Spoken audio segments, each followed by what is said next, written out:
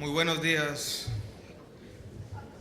a todos, muy complacido de acompañarlos esta mañana.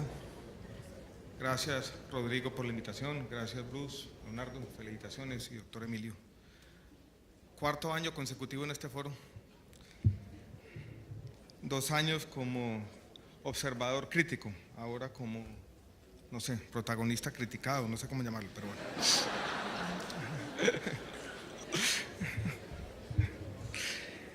Voy a hacer una presentación que tiene 3 partes. La primera parte busca hacer, si se quiere, un balance, llamémoslo así, un estado de cosas, trata de mostrarnos dónde estamos como sector. Y voy a hacer, si se quiere, un intento deliberado para que entre todos seamos capaces de hacer algo que no hemos sido capaces en el pasado, y es apreciar los logros que ha tenido el país en materia de salud. Lo que voy a decir es una opinión, pero yo creo que si uno mira a la última generación y examina los distintos sectores sociales, la educación, podríamos examinar los sectores de protección social, tal vez los logros más importantes se han encontrado en este sector y no hemos sido capaces de reconocerlo, ni siquiera digo como gobierno o como Estado, sino como sociedad. Entonces, la invitación que voy a hacer en esta primera parte, señoras y señores, es a sacar pecho todos, como sociedad, a volver a recobrar un poco el orgullo perdido en este sector, haciendo un balance que en el fondo también es un reconocimiento para todos quienes han trabajado en este sector, denodadamente, la gran mayoría, el 99,99%.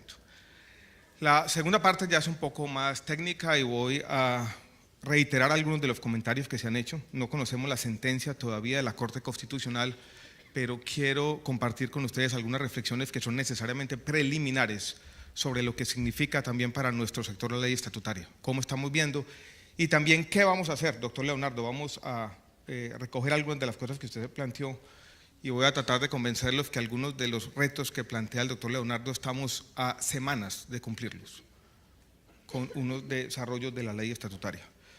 Y voy a terminar con una reflexión más sobre el mediano plazo, los retos del futuro, haciendo énfasis en un aspecto particular que tiene o guarda relación con algo que acabo de decir, es la necesidad en medio de todo de avanzar en una dimensión que no es una dimensión legal, no es una dimensión institucional, pero es muy importante, y es la necesidad imperiosa de recuperar la confianza pública en el sistema de salud y en lo que hacemos. Empecemos con algunos de los logros y cosas que se han hecho en este movimiento del país hacia la cobertura universal. Hay en los últimos 4 años 2,5 millones de nuevos afiliados al sistema de salud. Si ustedes examinan, por decir cualquier cosa, dar unos ejemplos internacionales que de pronto muchos de ustedes conocen mejor que yo. El presidente Obama de alguna manera hipoteca todo su capital político buscando una reforma que lo que ha logrado es avanzar, de manera que es apenas marginal, 7, 8 millones de nuevos afiliados, todavía hay 40 millones de personas sin ningún tipo de protección financiera en los Estados Unidos. La protección financiera del sistema de salud en Colombia, si uno la mide como se mide internacionalmente, viendo cuál es el porcentaje del gasto de bolsillo, el gasto de los hogares directos, el gasto en salud es del 20%, el valor tal vez más bajo del mundo en desarrollo. En América Latina es el 50% en promedio. Si ustedes van hoy a Brasil, para hablar de Brasil que está de moda, ese gasto de bolsillo como porcentaje del gasto total es el 50%. Pero no solo Brasil, un país que se presenta al mundo como una socialdemocracia, donde la judicialización de la salud ha tenido efectos similares a Colombia. Costa Rica tiene un gasto de bolsillo que supera con creces ese 50%. Yo creo que eso vale la pena reconocerlo a pesar de las dificultades. No solo son las cifras cuantitativas, yo creo que uno podría hacer un argumento también diciendo que cualitativamente el aseguramiento ha mejorado. Hay 2 decretos de los últimos 18 meses, uno el de portabilidad nacional, que hace que el aseguramiento no se pierda en un año cuando una persona tiene que desplazarse a otra región del país y el asegurador no tiene cobertura en esa región, la región de destino. Yo creo que es un tema importante, que lo planteó primero la 1438 y lo reglamentó el decreto 1683 de 2013, si la memoria no me falla. Doctor Leonardo, aquí hay un tema donde hemos avanzado en un aspecto que usted mencionaba, que era una preocupación del sistema de salud, pero ya no lo es. Lo que pasaba cuando una persona estaba en el SISBEN no quería acceder a un empleo formal porque perdía la cobertura. Hoy ese ya no es un problema del sistema de salud, después del decreto de movilidad de, creo que es el decreto 2047 de 2014, 3047. Bueno, un dígito me equivoqué. 3047 de 2014, yo creo que eso también hay que mostrarlo como avances, yo lo quiero llamar de esa manera, cualitativos en el aseguramiento, que no solo han permitido, dijéramos, mayor fluidez, no solo eliminan ese incentivo perverso a la informalidad laboral, sino que van a crear competencia, creo yo, favorable en el margen entre EPS del contributivo y subsidiado, mejorando las cosas del sistema. Hemos avanzado también en la igualdad entre los regímenes subsidiado y contributivo, que era una pretensión antigua de la Ley 100 del año 93, mencionada de manera explícita por la Corte Constitucional en la sentencia TGT 160 del año 2008, y que nos permite decir, yo creo con la boca llena, que en el sector salud más que en cualquier otro sector hay equidad. Yo lo he dicho muchas veces y quisiera plantearlo de esta manera, tal vez un poco dramática. Vivimos en una sociedad desigual, muchas veces segregada espacialmente. Tenemos universidades para ricos y para pobres, colegios para ricos y para pobres. En la recreación es muy difícil que muchos de ustedes se encuentren con la señora de los tintos o el celador. Hay un ámbito de la sociedad colombiana donde se hace encuentro y es en las clínicas y hospitales, donde está muchas veces, y yo encuentro historias todos los días, la persona que tiene medicina prepagada al lado de la persona que tiene estrato 2, un carnet del CISBEN. Y lo he visto en los hospitales de Colombia en toda parte. En el Hospital Susana López Valencia en Popayán, lo he visto en las clínicas de Bogotá, lo he visto en las clínicas de Medellín, y yo creo que eso también vale la pena celebrarlo, porque este es un sector que, a pesar de todos los problemas que no queremos negar, pero yo creo que estamos también tratando de remediar un imbalance en las críticas que hemos hecho, celebrar lo bueno. Y yo creo que aquí hay equidad. Cuando se comienzan a pensar reformas en dos modelos que han tenido, dijéramos, una génesis similar al nuestro, donde existen grandes EPS públicas, por decirlo de esa manera, el modelo chileno o el modelo mexicano, donde está FONASA, el Instituto Mexicano de los Seguros Sociales, se piensa mucho en el modelo colombiano, en lograr, dijéramos, esa equidad. Si ustedes examinan a México, por ejemplo, no sé si algunos lo conocen bien, yo tampoco lo conozco con todos los detalles, pero sí puedo decir con absoluta tranquilidad que la cobertura del Instituto Mexicano de los Seguros Sociales, que es el equivalente a nuestro contributivo, es muy diferente a la del Seguro Popular. Hoy Colombia ya superó eso. Nuestro régimen subsidiado tiene una cobertura que es igual al régimen contributivo, y yo creo que pocos países de América Latina pueden decir lo mismo. Esta es la trayectoria, donde han contribuido muchos. Tenemos que también dejar atrás que esto es la labor de uno solo, esto es una labor conjunta y una construcción colectiva de la sociedad entera. El POS no se actualizó por muchos años, en parte porque hay contingencias que ocurren. La ley 100 se aprueba en el año 93, tenía unas proyecciones de crecimiento del empleo formal que no se cumplieron, en parte porque tuvimos una crisis financiera a finales de los años 90, la peor de nuestra historia reciente. Eso aplazó las cosas que se debieron haber hecho, y eso, podríamos decirlo en retrospectiva, dio origen al crecimiento del no-POS, entre otras cosas. Pero por primera vez en 20 años se actualiza integralmente el plan de beneficios. Seguramente hay muchas cosas que están por fuera, pero esa actualización llevó a la incorporación de 183 nuevos servicios y tecnologías, que nos ha permitido mejorar las cosas. Uno podría entonces hacer un balance diciendo: tenemos más gente cubierta, protegida financieramente, más equidad y más beneficios. Esas tres variables yo creo que claramente forman una ecuación de mayor bienestar social y, por supuesto, mayor equidad. Se ha dicho muchas veces que el país abandonó completamente la salud pública y que el sistema de aseguramiento de alguna manera es contradictorio con los avances en salud pública.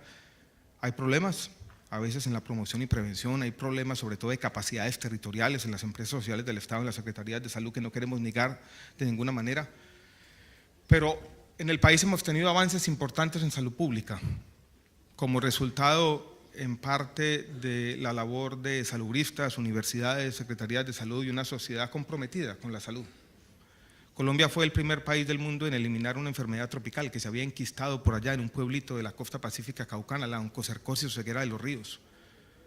Nadie ha contado la historia epidemiológica de cómo llegó allí. Lo que sí sabemos bien es que fue erradicada para siempre. Aquí estuvo el presidente Jimmy Carter hace 6 meses, nos entregó algo que ni siquiera sabíamos, y era que, como resultado de la labor de décadas de un grupo de salubristas, sobre todo vallecaucanos, fuimos los primeros del mundo. Fuimos el primer país de todo el continente americano en eliminar o erradicar el sarampión y la rubeola congénita. hemos sido por 3 años consecutivos los campeones en la lucha contra la malaria, reconocidos por la Organización Panamericana de la Salud. Nuestro sistema de vacunación es hoy tal vez el más completo de todo el continente. Se han incorporado algunas vacunas nuevas. Nuestras tasas de cobertura para la segunda dosis de la vacuna contra el VPH son las más altas del mundo, superiores a las de Suiza y Canadá, quienes han sido de alguna manera nuestros ejemplos, y ya lo superamos. Ustedes ven un poco el aumento de las coberturas que vale la pena señalar. Todas estas cosas yo creo que nos permiten por lo menos tener una conciencia por un momentico prerreflexiva, es decir, salgámonos de los problemas de todos los días, que son muy grandes entre todos ustedes, y seamos capaces como sector de apreciar, si se quiere una vista que es necesariamente panorámica, los logros que hemos tenido. Hemos avanzado en algunos temas que también hacen parte de la agenda del país de los últimos años, las guías de práctica clínica colombianas, que hoy pueden consultarlas. Hay un app nuevo en el celular. Son también un ejemplo para la región y seguiremos avanzando, dijéramos, en ese sentido. Yo quisiera hacer una referencia a la política farmacéutica en general y la regulación de precios de medicamentos en particular, donde yo creo que hemos avanzado. Hemos tenido una relación que nunca va a ser fácil, pero una relación transparente entre regulador y regulado. Tenemos una metodología clara, nos hemos atenido a esas reglas de juego, dijéramos, todo momento, y lo que notamos aquí, hoy he hablado, dijéramos, con los funcionarios del ministerio que han sido los principales protagonistas de esta historia, es una apropiación sectorial de la política farmacéutica. Esto no es un activo del ministerio, no es un activo del gobierno colombiano, no es un activo ni siquiera del Estado, es un activo de la sociedad, porque hay una regla de juego que todos respetamos y estamos dispuestos a trabajar juntos. Sabemos que hay que seguir, como en toda regulación, este es un proceso continuo de mejoramiento permanente, donde seguramente se necesitarán cambios en el margen. Hemos identificado 3 aspectos que yo quisiera mencionar tangencialmente, porque no es algo que vamos a hacer la semana entrante, para que no se preocupen. Pero creemos que en la actualización de los precios de referencia internacional y de los precios de referencia con los que hacemos la regulación, habíamos dicho que la actualización se hacía con base en los índices de precios al consumidor. Sobre todo a comienzos de este año, cuando se presentaron, Leonardo, algunas distorsiones con la tasa de cambio, fue evidente para nosotros que hay que incorporar las variaciones en la tasa de cambio en alguna de esas metodologías. Es algo que queremos hacerlo y queremos hacerlo conversando con ustedes. Yo creo que es un tema importante. También la interacción con muchos de los agentes, con muchos de ustedes, nos ha mostrado que la metodología de referenciación internacional de precios funciona muy bien. Es una buena práctica internacional. Yo creo que nadie puede decir que no funciona bien en los mercados monopólicos. En los mercados competidos es mucho más difícil la recolección de la información y la metodología de referenciación de precio internacional comienza a ser más difícil de aplicar. Y ahí queremos, todavía no vamos a proponer ningún cambio, pero sí mirar con ojos nuevos, distintos, a ver cómo puede hacerse la regulación si la necesitamos hacer en los mercados competidos de otra manera. Yo creo que eso también hay que decirlo. Hay otro tema que parte de la circular 03, donde estaba plasmada la metodología, donde también hemos tenido preguntas y hemos tenido titubeos, por decirlo de alguna forma, y vale la pena señalarlo, y es qué pasa con el control de precios para los seguros privados, la medicina prepagada y los planes complementarios. Nosotros sacamos una circular en algún momento diciendo, ciñéndonos a la letra de la circular 03, que esos controles de precios no aplicaban para esos casos. Es un caso que queremos mirar con detenimiento. Creo que eso se puede prestar para arbitrajes regulatorios, para problemas, de pronto para sanciones, y queremos, y esto habrá que tomar la decisión con calma, de pronto que la regulación de precios de medicamento aplique para todos los casos, yo creo que como tiene que ser. No vamos a tomar decisiones arbitrarias, simplemente menciono esto, reitero el adverbio tangencialmente, para decir que estamos dispuestos a seguir conversando o manteniendo una relación transparente entre regulado y regulador como toca. En el sector salud también en los últimos años hemos venido teniendo un fortalecimiento institucional que comienza con la creación nueva del Ministerio de Salud y Protección Social. Por aquí está el doctor Héctor Castro, el director del Instituto de Evaluación de Tecnologías, que va a ser clave en este nuevo escenario con la ley estatutaria. Una entidad que nace, que comienza a fortalecerse.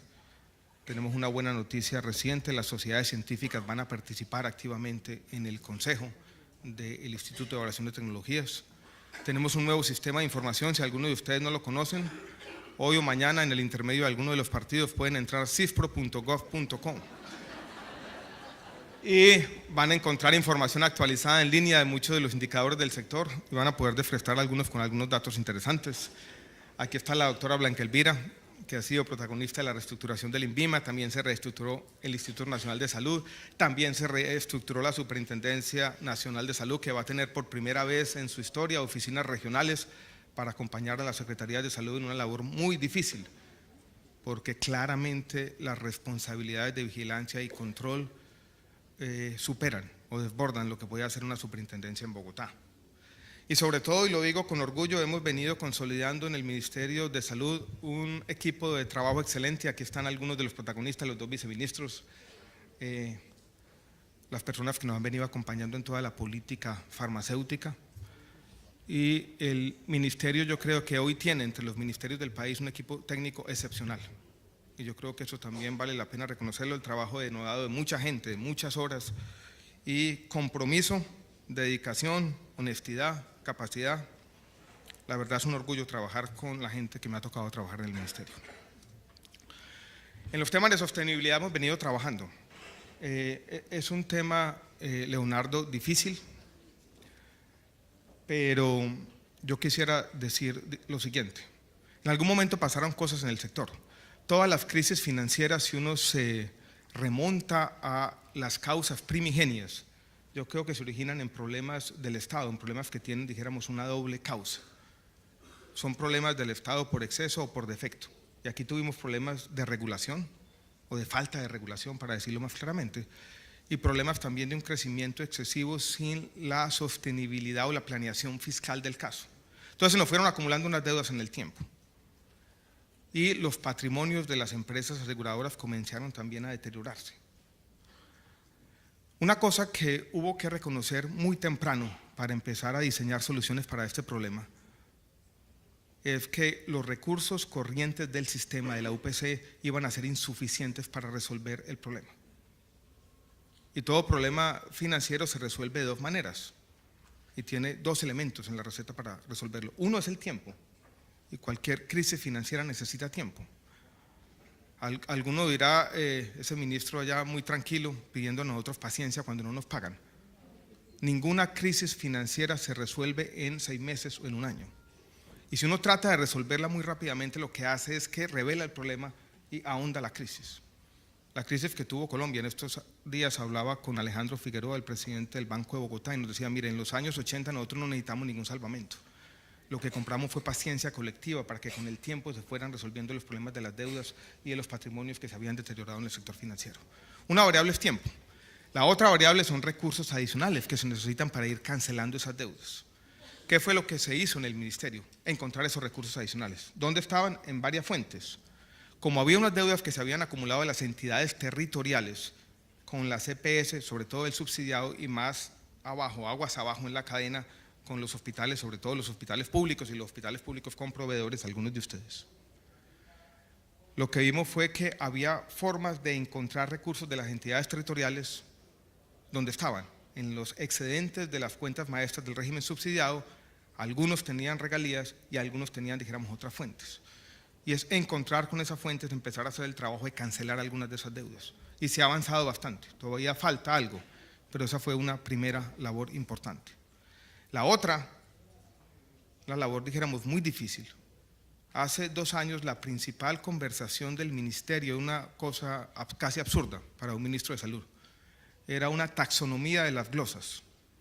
Entonces, que estaba la glosa de extemporaneidad, que la glosa administrativa, que la glosa, la otra era simplemente la forma como el FOSIGA se había defendido de la avalancha de los recobros, donde en algún momento comenzó a poner X y hacer las glosas. Las glosas eran un acto administrativo un poco raro. Cada glosa en el fondo era una conciliación sin resolver.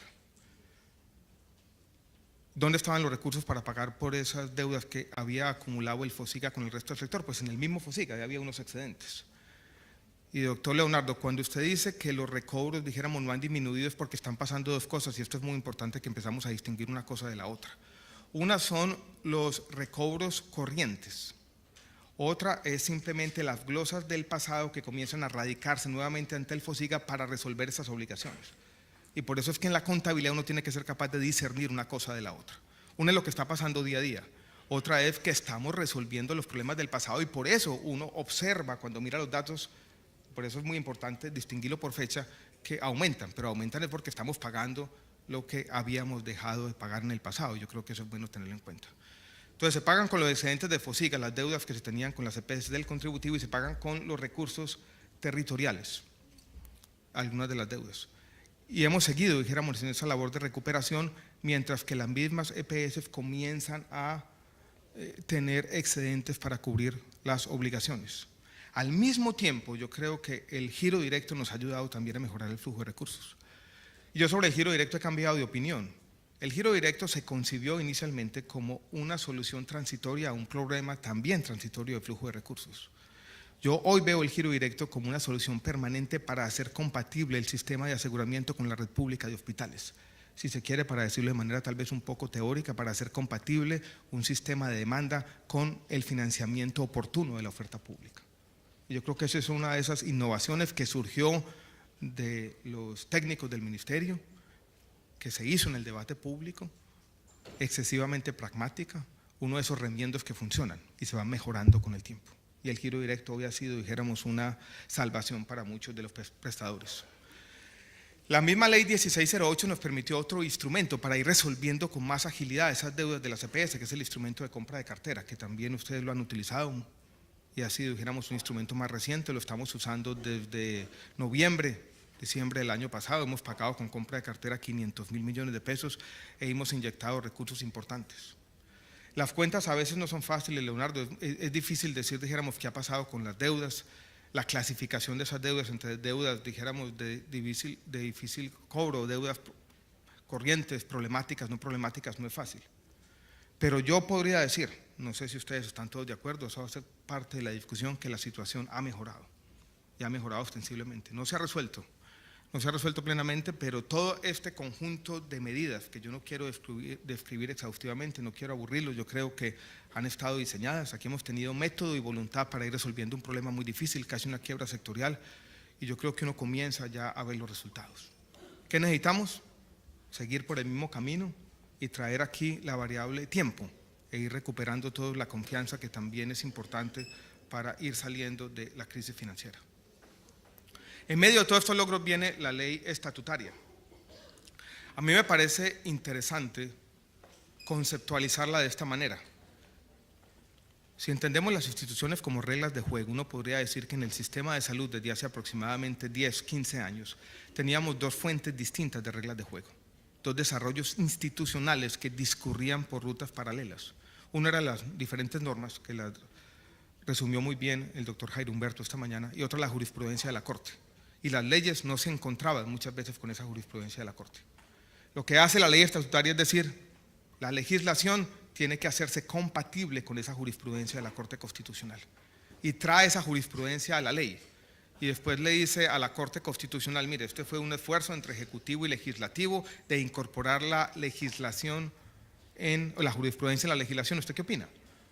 Y la Corte Constitucional haciendo unas modulaciones, no conocemos la sentencia, yo creo que cualquier concepto definitivo tiene que partir de la sentencia. La Corte dice, avalo lo que hay allí. Y ya tenemos unas nuevas reglas de juego para ir desarrollando nuestro sector. Y tenemos una etapa post-T760. Si uno quisiera hacer una clasificación necesariamente arbitraria de lo que ha pasado en este sector, yo diría que alguien haciendo un ejercicio en este foro farmacéutico, ojalá no sea yo por ahí en 8 años, va a decir del año 2008 al 2014 fue la etapa entre la sentencia de la Corte y la ley estatutaria. La etapa posterior a la ley estatutaria está por escribirse, la vamos a escribir entre todos. Y yo creo que bien. ¿Qué comienzo a vislumbrar yo en la ley estatutaria? Pero antes les voy a mostrar un poco cómo las cosas se han venido cambiando. Y estas son cifras, si quieren hagamos un pequeño paréntesis de tutelas. Si ustedes miran los titulares de la prensa colombiana, un titular que se van a encontrar casi todos los días es: las tutelas en salud están disparadas. Las tutelas de salud venían con esta trayectoria, aquí se da la T760, miren que venía una trayectoria, pero miren que después las tutelas caen. Y estas son las tutelas totales en el país. Perdón por la cacofonía. Y si ustedes miran el porcentaje de servicios que necesitan tutela, es un porcentaje que en el peor de los casos es del 3 o 4%. El país también tiene que entender la situación en que estamos y tiene que entender que posterior a la T760 las cosas venían cambiando. Incluso la naturaleza de las tutelas ha cambiado sustancialmente. Antes las tutelas, cuando no se había actualizado el POS, se dedicaban a algunos de esos medicamentos y procedimientos básicos. Hoy las tutelas están en esa nueva frontera que tenemos que ser capaces de entender y de manejar con la ley estatutaria: transporte, alojamiento, terapias conductuales, todos los temas donde la educación y la salud comienzan a confundirse. Ahí tenemos un gran reto como sociedad y que lo vamos a resolver seguramente colectivamente, y ya les voy a dar unos indicios de cómo podríamos hacerlo. Viene esto y entonces aquí aparece la ley estatutaria. Tomar un poquito de agua.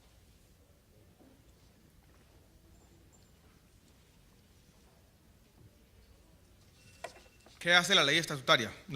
Nos plantea unas reglas de juego. La ley estatutaria, creo yo, Leonardo, no puede entenderse como la ley donde se plasma ese consenso social, que siempre va a ser muy difícil. Lo que trata de hacer la ley estatutaria es otra cosa. Uno puede entenderla como procedimentalista. Es crear un mecanismo para que de manera, como la dice la misma ley, técnico-científica, colectiva, participativa y transparente, se empiece a lograr ese consenso.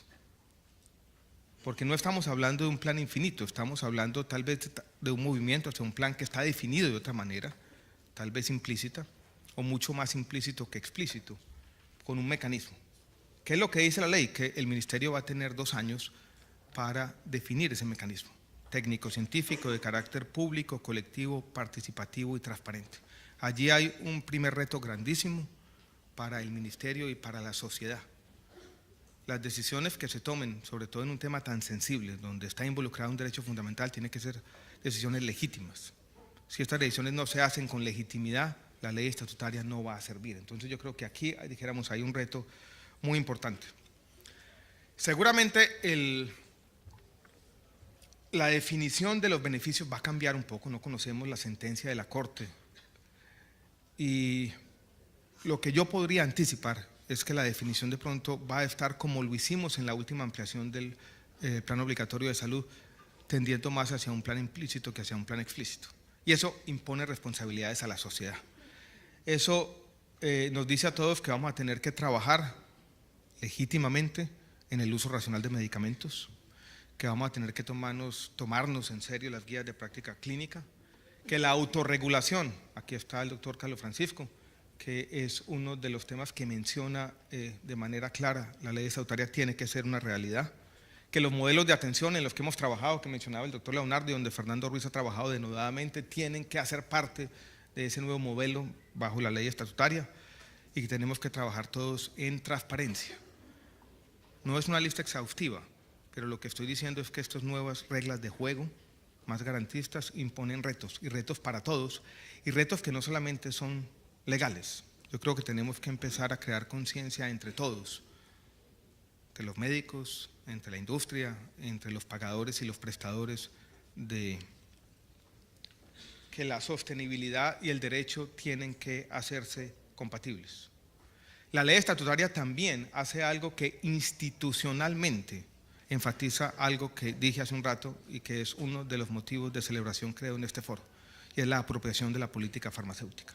Lo que hace la ley es reiterar eso. Esta ley ya tiene, la política, perdón, tiene este alcance cuasi constitucional, y hay unos textos allí que los invito a leerlos y a releerlos otra vez, porque va a marcar un poco el derrotero de nuestro sector.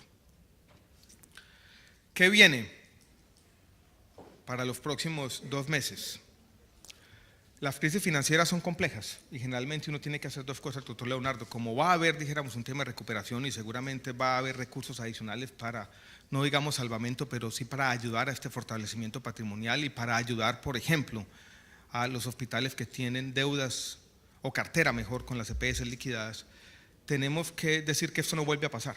Entonces estamos pensando en un decreto o revivir el decreto de habilitación financiera de las EPS con plazos mucho más largos de los que se concibieron inicialmente, pero es algo que queremos hacer para hacer las dos cosas, la recuperación financiera y que eso tenga un punto de llegada, que son estas nuevas normas sobre capital mínimo, margen de solvencia.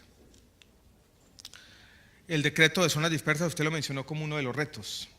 Estuvimos la semana pasada en el departamento del Guainía, donde hicimos con 50 comunidades indígenas la promulgación del decreto para zonas dispersas. El departamento del Guainía va a ser el piloto para todo el país y ya tenemos un modelo distinto. No les voy a dar los detalles, pero yo lo describiría de esta manera, de manera genérica.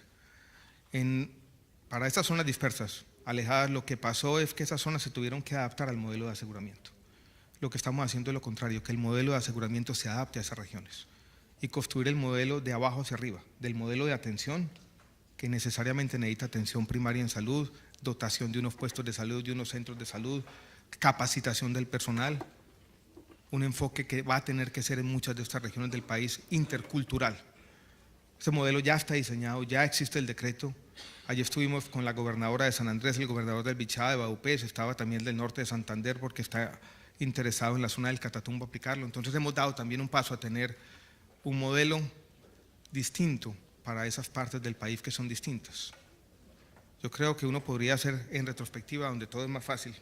La inteligencia retrospectiva, dijo alguien, es bastante fácil, ¿no? Pero 20 años después podríamos decir, nos equivocamos en la salud como nos equivocamos en la descentralización, es no reconocer la heterogeneidad de nuestro país. Creo que lo dijo William Shaw desde el año 1995. Le faltó algo al modelo de aseguramiento a nuestro sistema y es reconocer esa heterogeneidad y esas condiciones muy distintas. Donde no hay oferta, el aseguramiento comienza a ser cuestionable. Entonces yo creo que ahí estamos enmendando ese error histórico. Y queremos asumir el reto de la afiliación. El reto de decir, bueno, la salud ya es un derecho fundamental y tenemos que dar un paso adelante para esa afiliación por ciudadanía. Tenemos un borrador de un decreto que algunos de ustedes ya conocen y que yo quiero describir en sus temas esenciales, o 4 o 5, que son varios. Cuando salga ese decreto en las próximas semanas, la afiliación ya se hará en un sistema transaccional en línea y la base de datos será propiedad del ministerio.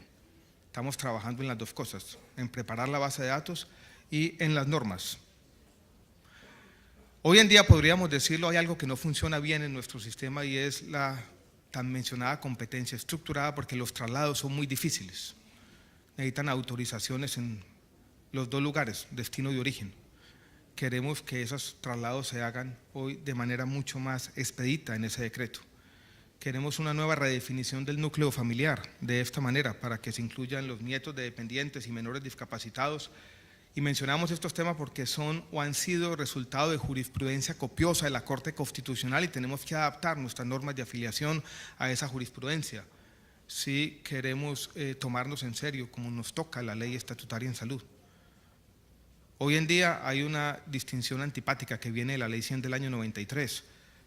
Para los jóvenes entre 18 y 25 años, solamente quienes están en la universidad pueden ser beneficiarios de sus padres. Eso no tiene sentido. Puede haber, dijéramos, en la misma familia 2 personas, una pasó a la universidad y la otra no, la que no pasó quedó jodida. Eso no es compatible con doblemente jodida.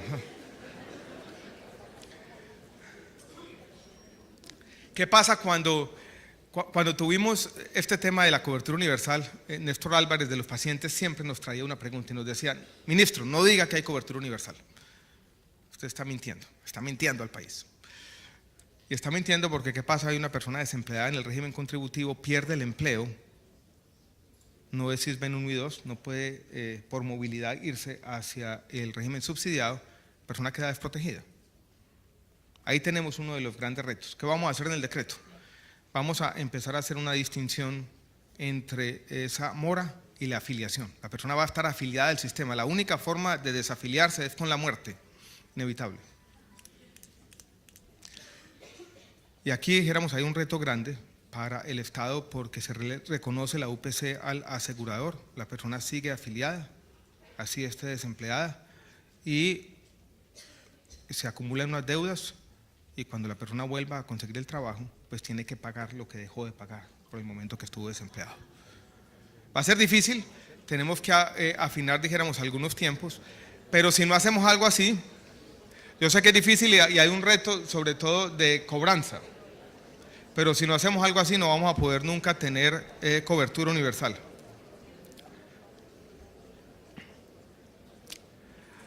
Hay otro tema relacionado con este que me parece interesante, que ha sido fruto de jurisprudencia copiosa también de la Corte Constitucional, es lo que pasa con los pensionados.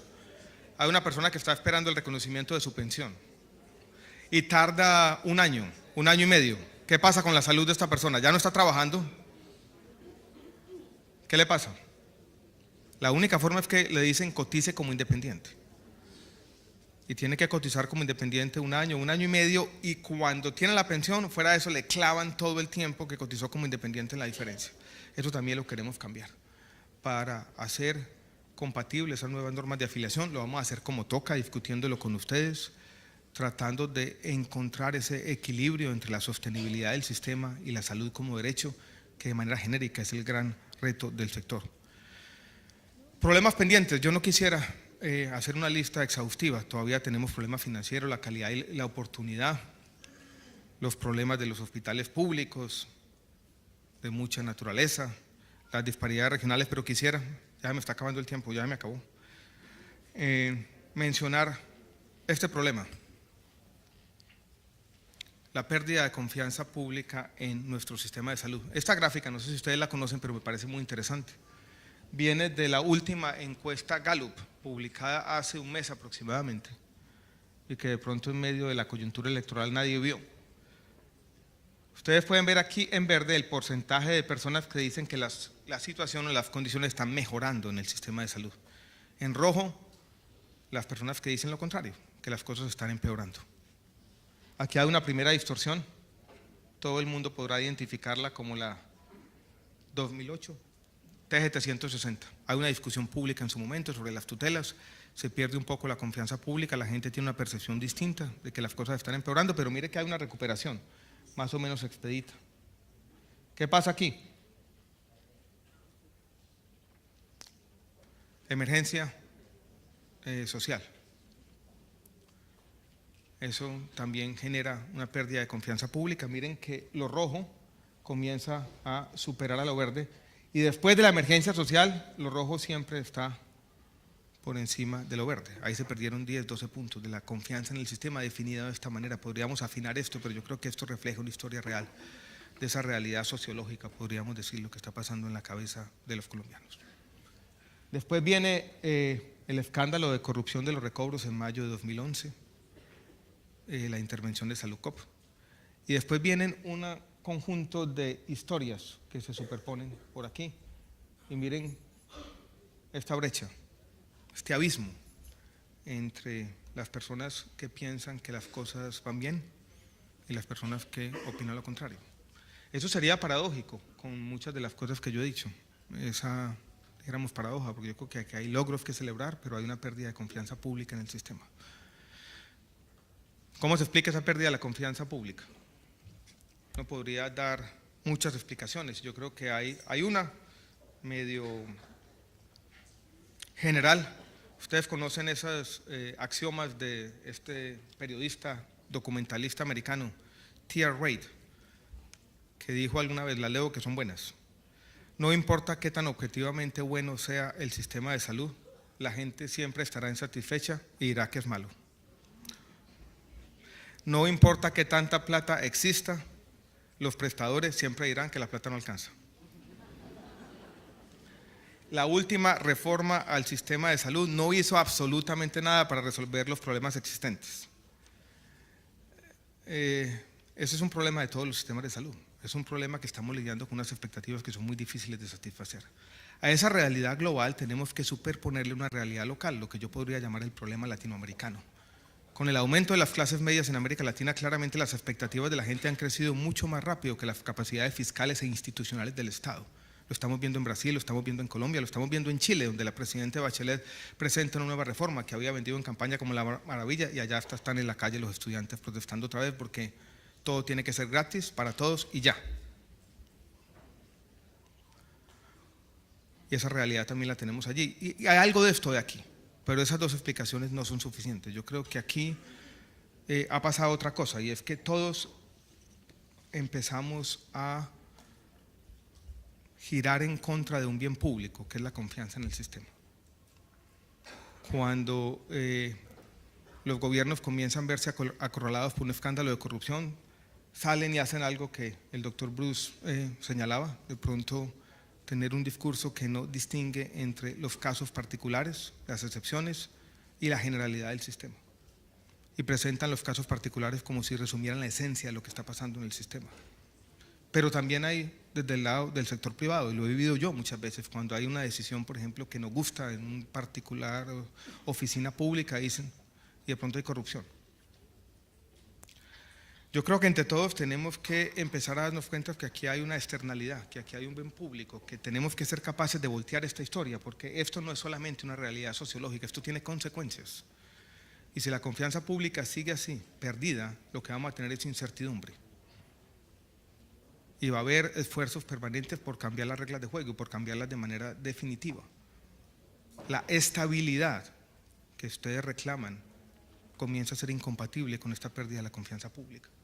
Entonces, la invitación que yo hago esta mañana, casi tarde, es a ser conscientes que tenemos una labor colectiva por hacer, y es ir recuperando la confianza en el sistema, la confianza colectiva. Y eso pasa por un cambio, dijéramos de actitud. Dejar las afirmaciones rotundas, ser cuidadosos en el lenguaje, empezar a ver que esto de alguna manera es una construcción colectiva, empezar a diseñar formas de relacionamiento incluso entre los agentes privados, donde esos juegos de suma cero sean menos graves.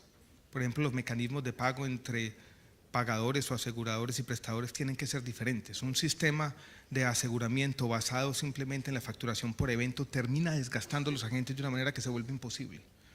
Y llegamos a este equilibrio absurdo donde unos sobrefacturan y los otros sobreglosan y todos pelean todo el tiempo. Entonces, yo creo que quise plantear de manera deliberada una suerte de paradoja. Y esa paradoja es la paradoja que nos muestra unos logros como sociedad y una pérdida de confianza pública en los mismos agentes que generaron esos logros. Y tenemos que ser capaces de trascender esa paradoja. Ya para terminar, las claves para el futuro, yo creo que una la he mencionado una y otra vez, es hacer compatible la salud como derecho y la sostenibilidad, recuperar la confianza y apostarle a la única salida posible para resolver los problemas en nuestras democracias que siempre van a prometer mucho más de lo que pueden dar, y es el reformismo democrático. Si alguna experiencia nos quedó de la ley ordinaria, de las discusiones que tuvimos, yo creo que es la siguiente, que cuando uno plantea una reforma como la reforma con mayúscula, la última oportunidad en una generación para reformar el sistema de salud, se equivoca, porque se avivan todos los intereses particulares y uno convierte esta discusión en una especie de cuadrilátero ideológico imposible de resolver.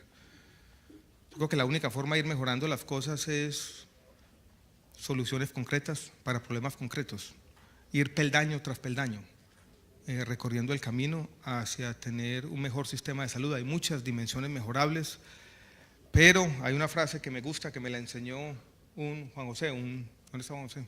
Por aquí está, un maestro nuestro, Malcolm X: para que la vida sea ancha y llena, tiene que mantener el cuidado del pasado y del presente en cada momento, del pasado y del futuro en cada momento del presente.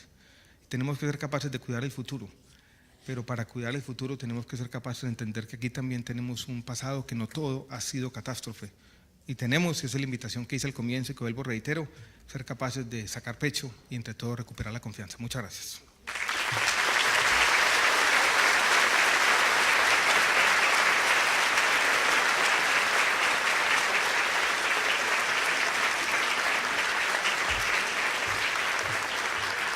Muchas gracias, el señor ministro, por sus palabras. A continuación, vamos a dar paso al debate de la mayor relevancia para esta audiencia con los